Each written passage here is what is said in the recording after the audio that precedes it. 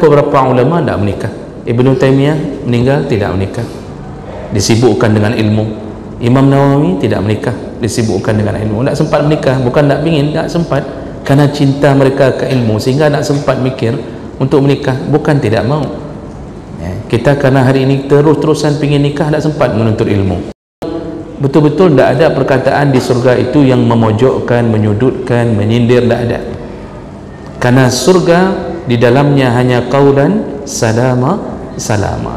Jadi bidadari pas masuk ke rumah menemui orang yang terakhir masuk surga ini, itu tidak pernah mengatakan baru truk, tidak ada apa, baru sampai ya, kok lambat kali, yang lain sudah dari dulu di surga, kamu sampai gosong begini ya. Tidak ada itu, tidak ada kalimat yang menyakitkan, tidak ada. Makanya cemburu itu tidak ada di surga, walaupun dikasih tahu tentang bidadari. Assalamualaikum warahmatullahi wabarakatuh. Banyak sekali pertanyaan jamaah, Ustadz kasih kami channel untuk kajian anak-anak muda.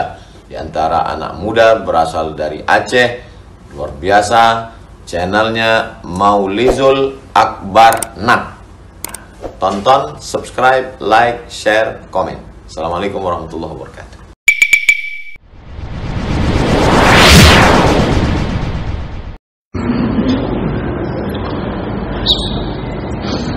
Assalamualaikum warahmatullahi wabarakatuh.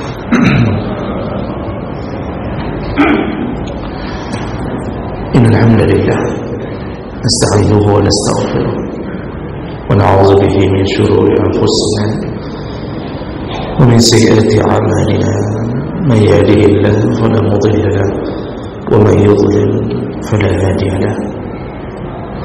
Asyhadu an la ilaha illallah wahdahu la syarika lahu وأشهد أن محمدا عبده ورسوله الكريم.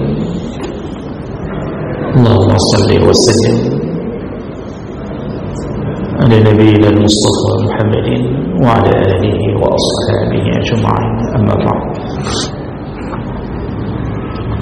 رب اشرح لي صدري ويسر لي أمري واحلل عقدة من لساني يفقهوا قولي. Segala puji bagi Allah, kemudian salawat dan salam pada Rasulullah, pada keluarga dan seluruh sahabat-sahabatnya. Bapak Ibu jemaah salat maghrib dan Aisyah yang Allah muliakan insyaallah, kita masih berada di dalam bab fadilah menjadi syuhada atau mati dalam keadaan syahid. Di pertemuan kita sebelumnya kita sudah membahas di antara keutamaan orang yang mati syahid, yaitu Allah muliakan mereka, tidak membusuk jasadnya di alam barzakh, lalu mereka aman dari siksa kubur.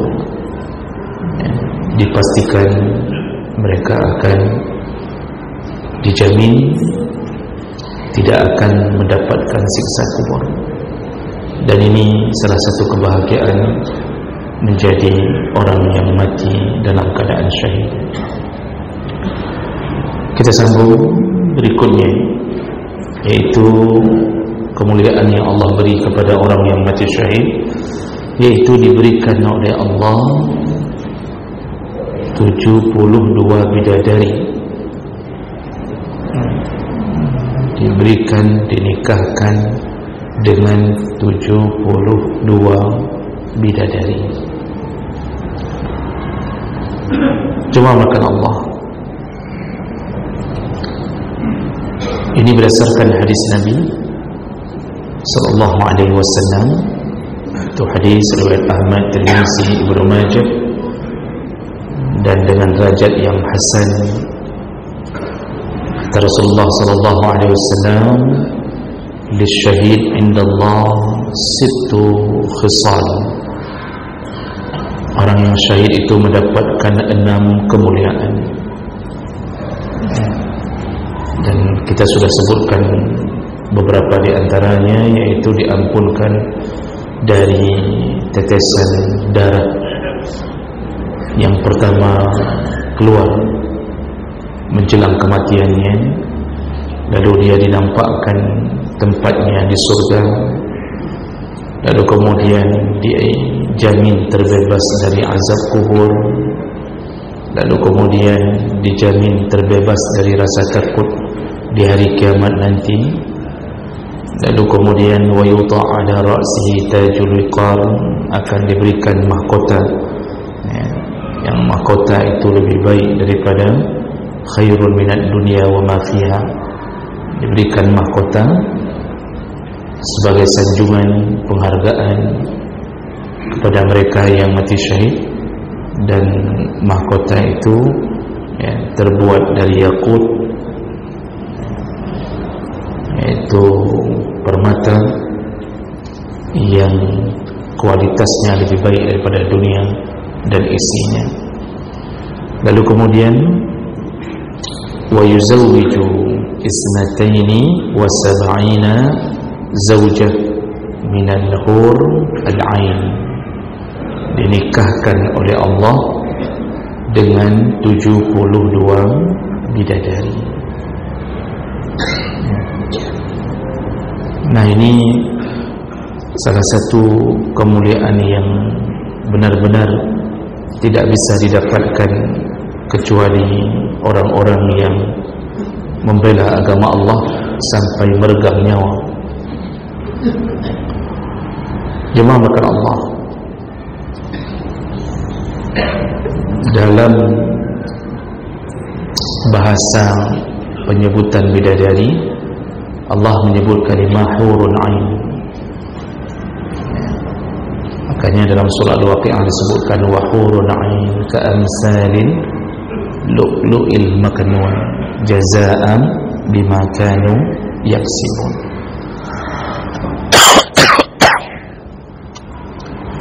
Hur secara bahasa para ulama mengatakan yaitu mata, biji bola mata yang begitu indah. Jadi bola matanya begitu indah, itu disebut dengan hur. Ada yang mengatakan bahagian putihnya lebih besar daripada bahagian hitamnya, itu disebut hur. Ainun, mata. Jadi disebut hurun ain, fokusnya kepada keindahan pandangan, kecantikan mata.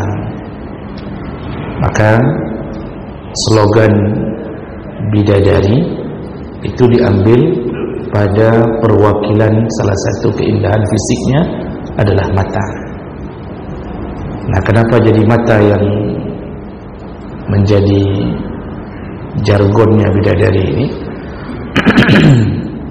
Karena mata ini pandangannya bisa mengubah keadaan. Mata yang indah, walaupun wajah kurang-kurang sedikitlah, tapi mata yang indah itu akan mengubah performa. Bulu mata yang lentik, mata yang betul-betul menampakkan keindahan ketika memandang, itu menjatuhkan hati. Padahal orangnya biasa saja, tapi pandangannya itu kuat sekali. Pandangan mata yang tajam juga membuat hati menjadi takut.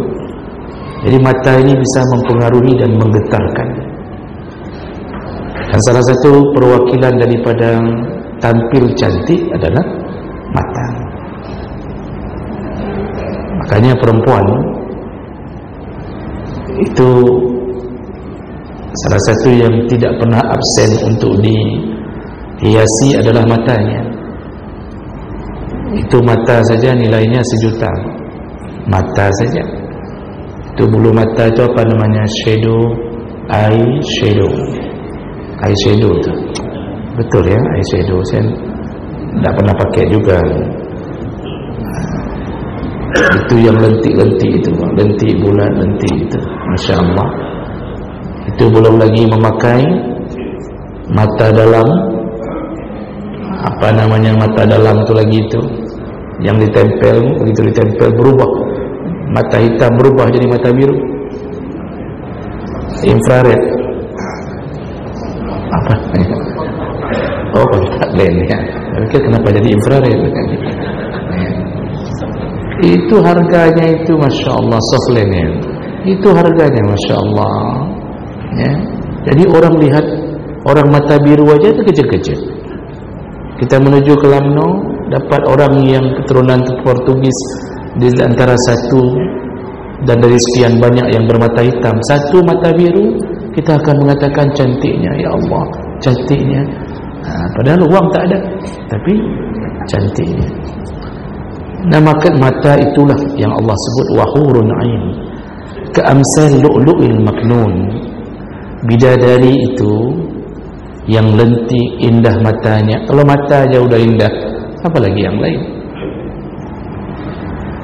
Mereka itu, kata Allah, ka'amsal al-lu'lu' al-maknun, bagaikan mutiara yang tersimpan rapi, maknun, tidak pernah dibuka. Jadi belum pernah disentuh, belum pernah dilihat, maknun. Makanya apapun yang orang bayangkan tentang bidadari tak sampai pikirannya, semuanya salah. Kita hari ini tak bisa bayangkan bidadari hanya dengan melihat orang tercantik di kalangan kita, karena perbandingannya jauh sekali. Dan ini benar-benar tidak terjemah. Artinya Allah baru keluarkan nanti di surga. Cuma Nabi hanya memberikan bayangan-bayangan kelebihannya saja. Ya. Jadi ada hadis Nabi yang mengatakan bahwa wanginya bidadari kalau sempat tembus satu lubang jarum ke dunia, maka pingsanlah para lelaki, saking wanginya. Kita hirup aroma minyak wangi istri kita, pingsan juga, saking tidak enaknya bau minyak wangi. Nah, jadi masya Allah, Allah simpan bidadari ini, tidak pernah terbayangkan dan terlintas di dalam pandangan dan pikiran. Allah simpan. Jadi siapapun yang diberi Allah tamsilan di dunia tidak pernah cocok dengan yang namanya bidadari. Ya. Dan kenapa Allah buat itu? Itu hadiah untuk siapa? Jazaa'an bima kanu yaksibun, sebagai hadiah pahala dari amalan yang pernah mereka lakukan di dunia. Dan salah satu amalan yang terhebat adalah menjadi syuhada. Jadi kenapa bisa sampai 72? Tadi Nabi sebutkan 72. Apakah semua kita dapat 72? Tidak. Bilangan 72 itu bilangan tauqifi, bilangan yang Nabi sebutkan langsung. Dan Nabi tidak menyebutkan bilangan tertentu kecuali diberitahu oleh Allah. Nabi tidak mengetahui yang gaib kecuali dengan izin Allah. Jadi kalau begitu, seandainya kita mati dan kita bukan golongan orang yang mati syahid, berapa istri kita nanti dari kalangan bidadari? Kan begitu pertanyaannya. Ini kalau kita yang meninggal bukan mati syahid di medan perang, berapa yang Allah berikan untuk kita? Karena semua kita dapat bidadari, InsyaAllah. Ini semua wajah-wajah bapak ni wajah-wajah yang akan dapat bidadari. Jangan besar kali aminnya, Mak. Ya. Jadi bidadari yang diberikan itu memang untuk semua mukmin yang masuk surga, semua dapat. Namun jumlahnya yang berbeda. Ya. Ketika seorang mukmin masuk surga, dia tidak boleh melajang, karena tidak boleh ada a'zab, yaitu tidak boleh ada yang membujang di dalam surga. Semua diberikan penghargaan dengan dipasangkan dengan pasangan, walaupun di dunia tidak sempat menikah, masuk surga tetap dapat istri. Ada beberapa ulama tidak menikah, Ibnu Taimiyah meninggal tidak menikah, disibukkan dengan ilmu. Imam Nawawi tidak menikah, disibukkan dengan ilmu. Tak sempat menikah, bukan tak ingin, tak sempat, karena cinta mereka ke ilmu sehingga tak sempat mikir untuk menikah, bukan tidak mau. Kita karena hari ini terus-terusan ingin nikah, tak sempat menuntut ilmu. Dulu para ulama mikir ilmu sampai tak sempat nikah. Hari ini karena orang mikir nikah terus-terusan sampai tak sempat untuk ilmu. But pe gaduh him kahwin. Itu model hari ini. Jadi semuanya dinikahkan. Hadis-hadis menyebutkan bahawa seorang mukmin itu mendapatkan bidadari setiap orang jumlahnya 2 orang. Setiap orang mendapatkan bidadari 2 orang. Pasti di antara kita ada yang mengatakan, alhamdulillah nyampi kan merempok. Alhamdulillah itu aja dah dapat, daripada dah dapat sama sekali. Tak perlulah jadi syahid, 2 aja dah cukup. Mungkin begitu cara berfikir, tapi Allah muliakan orang syahid. Mana dalil yang menyebutkan setiap mukmin dapat 2 orang? Itu hadis dari Abu Sa'id Al-Khudri, hadis riwayat Muslim.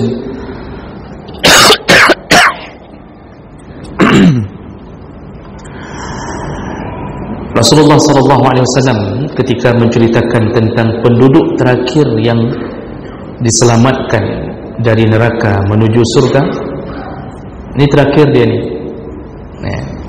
Jadi semua sudah masuk surga, tinggal dia terakhir. Karena nanti kita sudah bahas dulu masalah syafaat. Itu syafaat bertubi-tubi datang. Mulai dari syafaatul udhma, syafaat yang besar, sampai nanti pertolongan-pertolongan itu datang, sampai akhirnya disebutkan Rasulullah diberi izin untuk menjemput mukmin yang penuh dengan gelimang dosa, disiksa ribuan tahun di neraka, lalu diberikan izin untuk dijemput oleh Rasulullah sampai tidak ada lagi seorang mukmin pun di neraka. Jadi yang tersisa hanya kaum kafir dan munafik. Jadi nanti ada yang golongan terakhir masuk surga dari kalangan mukmin. Jadi setelah dimasukkan ke surga, lalu kemudian summa yudkhilu baitah fatadkhulu alaihi zawjatah minal huril ain. Orang ini yang terakhir masuk surga ni diberikanlah rumah, lalu dia masuk ke rumahnya. Lalu kemudian setelah dia masuk ke rumah, datanglah zaujatahu, 2 bidadari. Datanglah 2 bidadari menemuinya di rumah itu. Jadi zaujatahu minal huril ain. Fataqulani alhamdulillahilladzi ahyaka lana wa ahyana laka. Bidadari ini, 2 orang bidadari ini berkata, segala puji bagi Allah yang telah menghidupkan kami untukmu dan menghidupkan engkau untukku, untuk kami. Itu perkataan bidadari. Jadi bidadari itu memang betul-betul tidak ada perkataan di surga itu yang memojokkan, menyudutkan, menyindir, tidak ada. Karena surga di dalamnya hanya qaulan salama salama. Jadi bidadari pas masuk ke rumah menemui orang yang terakhir masuk surga ini, itu tidak pernah mengatakan baru truk, tidak ada apa, baru sampai ya, kok lambat kali, yang lain sudah dari dulu di surga, kamu sampai gosong begini ya. Tidak ada itu, tidak ada kalimat yang menyakitkan, tidak ada. Makanya cemburu itu tidak ada di surga. Walaupun dikasih tahu tentang bidadari, ibu-ibu itu tidak pernah akan berfikir tentang kecemburuannya. Karena surga kalau ada cemburu, maka cemburu itu akan menyusahkan, menyakitkan. Maka orang cemburu kan banyak yang stres. Orang cemburu banyak yang tidak bisa tidur. Di surga tidak boleh ada cemburu, Allah hilangkan. Maka kita nanti jangan khawatir akan diusir kembali oleh istri yang pertama, tidak. Jadi semua siap sedia. Nah, istri-istri kita nanti jadi apa? Jadi bidadari juga. Dan itu lebih mulia daripada bidadari yang menunggu di surga. Kenapa? Mereka ini masuk surga dengan perjuangan. Jadi isteri-isteri itu akan bersama kita. Nanti ditambah 2 orang yang asli barang dari surga, yang barang bawaan ya dari lo semua barang bawaan. Jadi yang satu, yang 2 sama-sama masuk surga. Istri kita pun dirubah bentuknya menjadi bidadari. Umurnya antara 25 sampai 30 tahun saja, tidak berubah-berubah.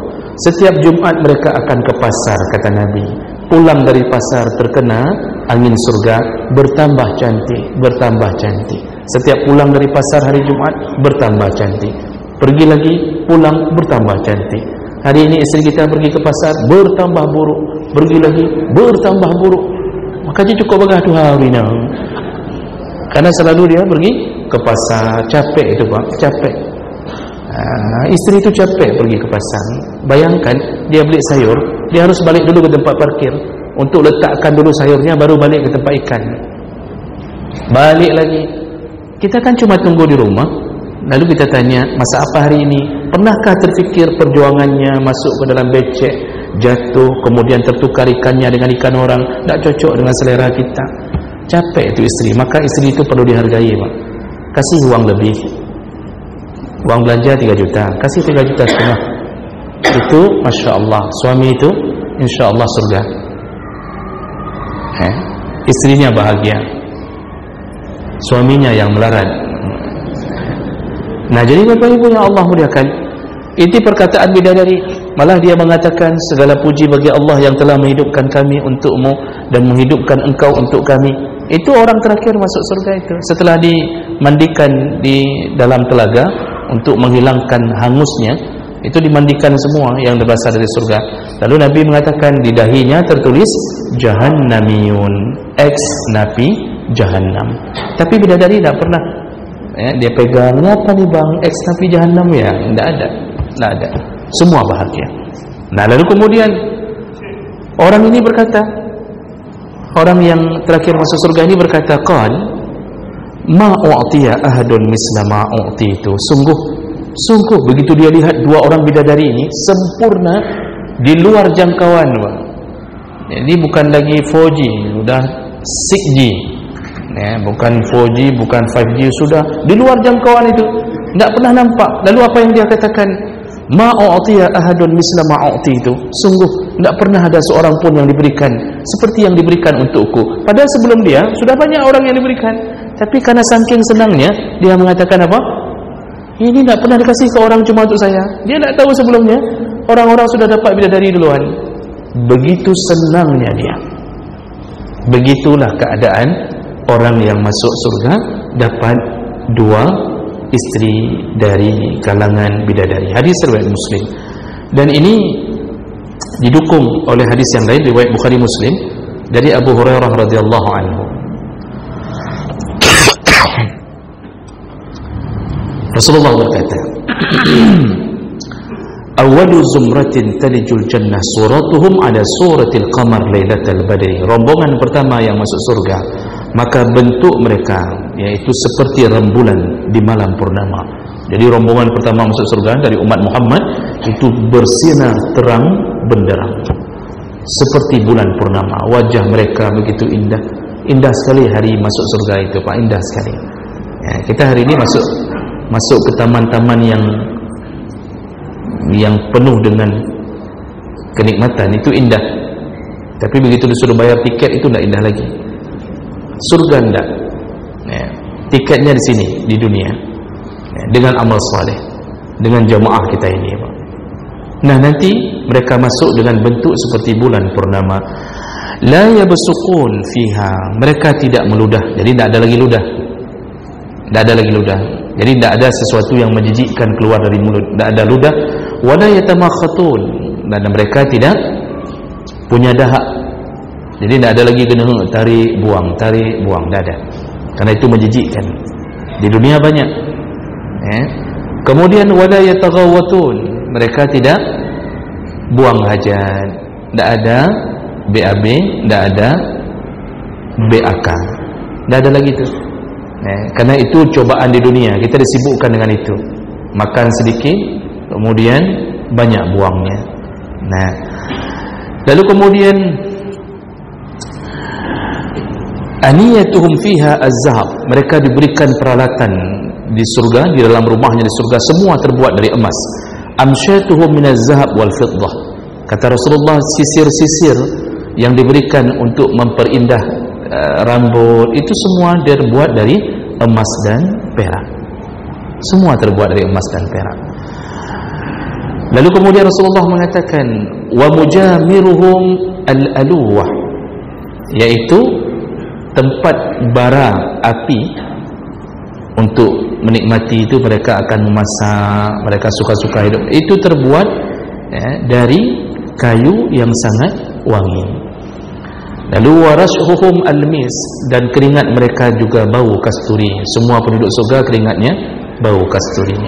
Nah, setelah itulah Nabi mengatakan walikulli wahidin minhum zaujatani, setiap mukmin yang masuk surga dipastikan dapat 2 istri dari kalangan bidadari. Nah, ini berarti menunjukkan bahawa setiap kita akan mendapatkan bidadari 2 orang selain istri yang kita bawa dari dunia. Selain istri yang kita bawa dari dunia, itu kalau sama-sama berjuang untuk masuk surga, karena kita akan berkumpul kembali. Wa yanqalibu ila ahlihim masrura, nanti mereka akan kembali ke keluarga mereka dalam keadaan masrura, bergembira. Maka berusahalah qu anfusakum wa ahlikum nara, jagalah diri, jagalah keluarga dari api neraka supaya bisa berkumpul kembali. Tapi orang-orang hari ini itu nak mikir sampai ke situ. Kadang sebagian dia biarkan anaknya melakukan maksiat, dia tidak peduli tentang ibadah anaknya, solat tidak solat anaknya dia tidak peduli. Istrinya pakai baju ketan, celana jin, kemudian keluar dari rumah, mereka merasa bahawa itu aman baginya, padahal itulah yang membuat dia malah nanti berkumpulnya di neraka. Makanya wajib menjaga keluarga, wajib. Suami yang sudah tidak jaga lagi istri, tidak jaga lagi anak, maka dia disebut dayus, yaitu orang-orang yang kehilangan rasa cemburu kepada istri dan anaknya. Jadi dia biarkan tampil seksi. Kalau kita sudah membiarkan istri berjoget-joget di depan TikTok, lalu dia menyebarkan videonya, siap-siaplah suami untuk masuk neraka. Apalagi joget-jogetnya sama suami, itu sudah pasti dua-duanya. Maka ini harus diperhatikan betul. Nah kemudian jadi kita nanti waktu sudah dapat bidadari itu, apa yang terjadi? Ya, yang namanya dapat bidadari pula iman. Istri itu istri. Jadi salah satu kesenangan di surga adalah apa yang tertahan-tahan di dunia silahkan lampiaskan, termasuk nafsu seksual. Makanya diberikanlah bidadari. Dan hadis menyebutkan semua laki-laki dirubah oleh Allah, kekuatannya menjadi 100 kali lipat. Begitu kata Nabi. Ini bukan vulgar, Pak. Nabi yang bilang 100 kali lipat. Jadi yang sekarang ini kadang-kadang kena asam urat, diabetes, yang kaki bengkak, kemudian darah tinggi, macam-macam Pak, sudah lemah, umur 50 sudah lemah, macam-macam terjadi. Nanti begitu masuk surga, semua berubah kekuatannya menjadi 100 kali lipat dalam bidang apapun, termasuk pertemuannya dengan bidadari. Jadi begitu. Makanya ini kebahagiaan di surga. Jadi kita itu nanti disibukkan dengan bersenang-senang. Inna ashabal jannatil yawma fi syughulin fakihun. Apa kata Allah? Sesungguhnya, itu sudah dipakai inna itu, salah satu huruf taukid. Kata Allah pasti, sesungguhnya semua penduduk surga nanti fi syughul, semuanya sibuk. Syughul itu sibuk. Sibuk apa? Sibuk bersenang-senang. Masya Allah, sibuk bersenang-senang. Bisa bayangkan Pak, sehari ini kan kita sibuk dengan kesusahan. Kita kan sibuk dengan susah, Pak. Kerja, fingerprint, buat laporan, kemudian tak keluar gaji, kemudian ditunda, kemudian istri marah, kemudian habis makan keluar cairan ini, cairan itu. Banyak sekali kesusahan kita, Pak. Dari mulai ujung rambut sampai ujung kaki susah. Bertaik semuanya. Di rambut ada taik rambut. Ya, kemudian turun ke bawah, terus semuanya susah. Hidup kita susah, cari rezeki susah. Kita sibuk dengan susah di atas dunia, maka disuruh bersabar. Nanti di akhirat begitu masuk surga Allah balik. Tidak ada lagi susahnya sedikit pun. Yang ada apa? Sibuk bersenang-senang. Kayak mana itu sibuk bersenang-senang, Pak? Belum habis satu senang loncat ke senang lain. Jadi sampai makan ini, makan itu. Itu dalam tafsir-tafsir tentang keadaan surga, pelayan-pelayan datang, yaitu dari kalangan wildan, dari kalangan anak-anak keliling, kemudian tanya mau makan apa lagi. Ini ditawarkan lagi, dibawa. Ini ada buahan dan ada buah. Kita akan mengatakan, ini tadi udah buah nih. Kata pelayan, anak-anak wildan itu, wildanul mukhalladun itu, dia akan tanya, rasakanlah dulu, makanlah dulu. Begitu makan, rasanya berbeda. Satu jenis 1000 rasa. Belum lagi jenis yang berbeda. Buah-buahan semuanya lengkap. Mimma yatakhayyarun, suka-suka pilih. Suka-suka pilih. Tak habis-habis, diupdate selama-lama. Khalidina fiha abada. Jadi kita ini benar-benar menikmati, Pak. Tak ada takut mati. Kita hari ini menuju ke Sabang takut tenggelam. Makanya saya pun tak pernah ke Sabang gara-gara itu. Hari ini kita terbang ke atas pesawat, ada khawatir kalau jatuh bagaimana. Nanti tak perlu berenang, tak perlu belajar apapun, tenggelam dalam air, tak mati, tak akan kelelep, kata orang Inggeris. Mandi di sungai susu, sungai madu, tak akan terjadi apapun, karena mati telah dibunuh oleh Allah. Dalam hadis yang sahih, begitu selesai urusan di padang mahsyar, begitu datang di padang mahsyar, lalu Allah Subhanahu wa taala menghadirkan seekor anak kambing hitam. Ini hadisnya. Yang saya tidak hafal matanya lagi. Lalu kemudian Allah katakan, lihatlah, inilah kematian. Inilah kematian yang dulu kalian takuti. Jadi diserumpamakan dengan seekor kambing hitam. Lalu Allah mengatakan, hari ini ku bunuh kematian. Disembelih. Setelah disembelih, lalu Allah berkata, matilah mati. Yang ada hari ini khulud, semuanya kekal. Masuk neraka kafir kekal, munafik kekal, yang masuk surga kekal. Tak ada lagi mati. Bayangkan, senang tak mati-mati, senang tak mati-mati, Pak. Orang kalau sudah mikir ke situ, Pak, rasanya nak mau tidur untuk qiyamul lail terus-terusan. Mau kemana saja, itu bisa hitungan dalam sekejap. Orang yang suka bertani di dunia, suka berkebun, dia ingin kembali berkebun, diberikan bibit. Ini hadis, diberikan bibit oleh Allah. Kata Nabi, diberikan bibit. Begitu dicampak bibit, bertumbuh langsung semua apa yang dia inginkan. Dia berbahagia. Besok dia tanam lagi, tumbuh lagi semuanya. Kebun-kebun kita diisi dengan pohon-pohon kurma dari hasil zikir-zikir kita selama di dunia. Maka bidadari pun menikmati hari-harinya bersama kita. Apakah mereka akan terjadi kekurangan? Tidak ada. Sempurna. Kalau dua orang menjadi sumber kenikmatan yang abadi bagi seorang mukmin, bagaimana 72 orang? Itulah kelebihannya orang yang mati syahid. Orang yang mati syahid itu ditambahkan 70 lagi menjadi 72 orang. Masya Allah, 72 bidadari. Tak usah mikir panjang lah, tak sampai memang kita mikir itu.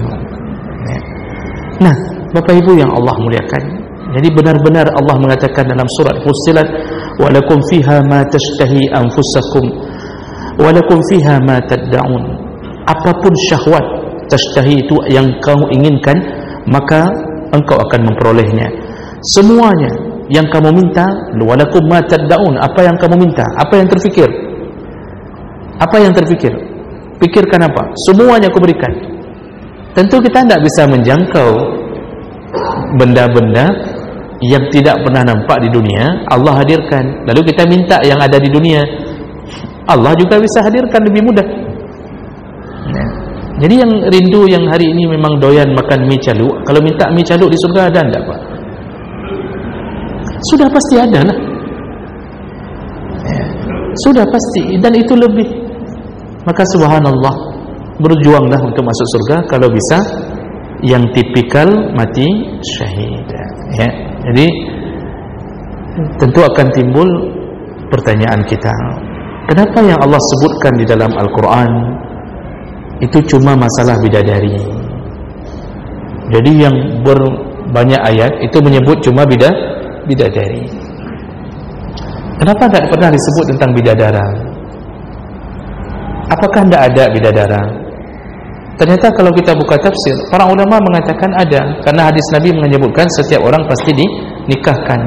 Semua perempuan juga akan dinikahkan dengan bidadara-bidadara. Tapi kenapa tidak disebut dalam Al-Quran? Nah, di situ para ulama menjelaskan. Jadi banyak ulama yang menjelaskan ini dalam tafsir-tafsir. Nah, di antara hikmahnya, kenapa cuma hurun ain untuk laki-laki yang disebutkan, ya, jadi bidadari perempuan. Yang pertama, diciptakanlah bidadari lalu disebut-sebut dalam Al-Quran untuk memberi motivasi pada laki-laki. Kenapa? Karena kalau laki-laki termotivasi, maka dia akan menjadi orang yang mengejar-ngejar surga, lalu dia menjadi orang baik. Kalau dia orang baik dan posisinya sebagai pimpinan dalam rumah tangganya, maka dia otomatis akan membawa keluarganya menjadi baik. Jadi yang diajak tu laki-laki, pimpinannya diajak. Begitu pimpinan diajak, ini ada bidadari ya, dia menyambutnya dengan kebahagiaan, dia berubah jadi baik karena berharap surga. Otomatis begitu dia baik, maka di bawah-bawahnya ini dia akan membuatnya menjadi baik. Ini motivasi untuk para pimpinan dalam rumah tangga. Ar-rijal qawwamuna 'alan nisa.